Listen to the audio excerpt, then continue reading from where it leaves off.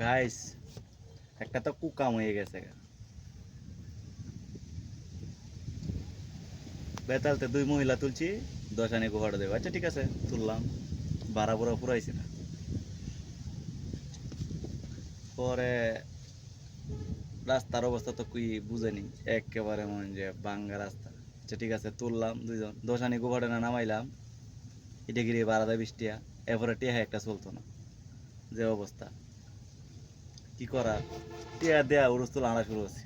High রে সরবো না, টিয়ার অবস্থা কি দেখবেন নিয়েছো।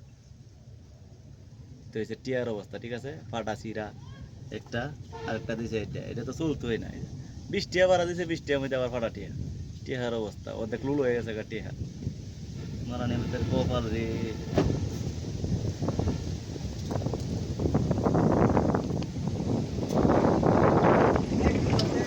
কি কইয়াম, অবস্থা ভয়াবহ।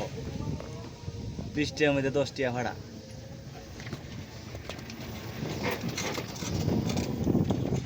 কপালও ভাড়া, টিয়াও ভাড়া।